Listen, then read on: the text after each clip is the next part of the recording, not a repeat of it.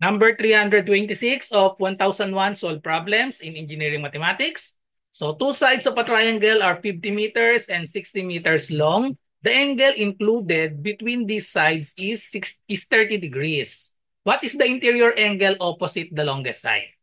Okay, so pause the video and try to answer. Okay. So first, let us draw the triangle. So given we have 50 meters and 60 meters and the angle included between these sides is 30 degrees. Okay.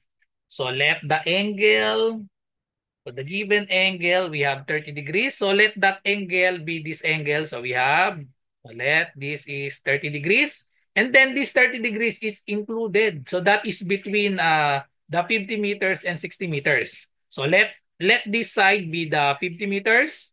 And then the other is 60 meters. So this is the included. So that is the angle formed by these two sides, 50 and 60.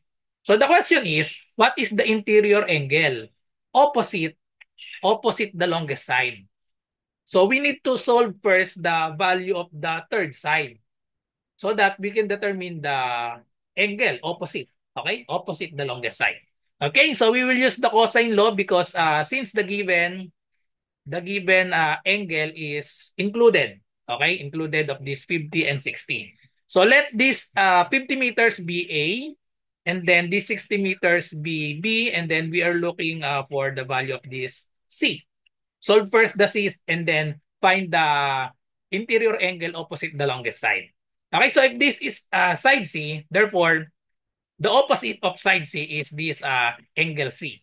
And then this angle will be angle B, and then this is the angle A. Okay?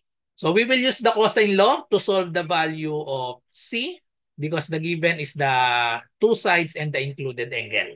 Okay, so we have three cosine law. We will use the formula that involves C squared, and that is the last part.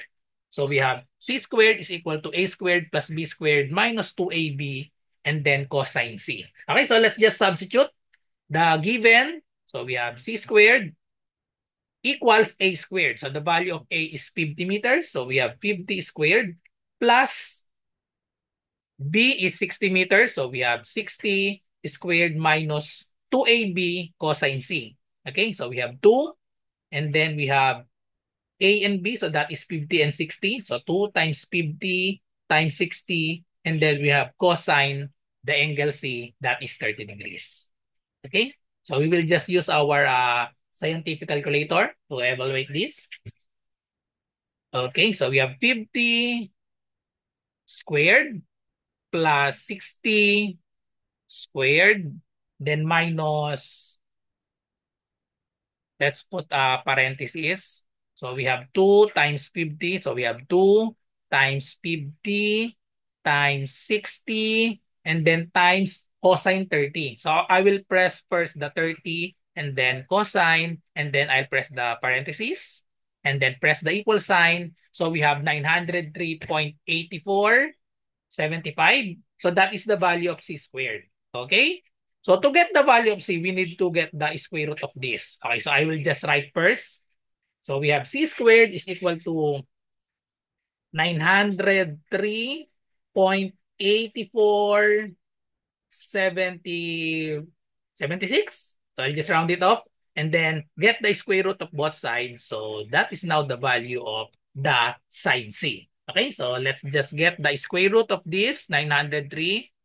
Okay, so square root is 30.06. So we round off two decimal places. So 30.06 is the side C. So we have 30.06 and 30.06. So the longest side is the 60 meters. So we have 50, 60, and then 30.06. So we want to find the interior angle opposite the longest side. So we now know that the longest side is this side B 60 meters. So we want to find the value of this angle B. So now we will just use the sine law. Okay? So just use the sine law. We want to find B. So therefore we will use the sine B over B equals, we have value of C, and so we will use equals sine C over C. And then, just cross multiply. We want to find the value of B. We want to find the value of B. So just multiply both sides to B. So we have sine B is equal to B sine C over C.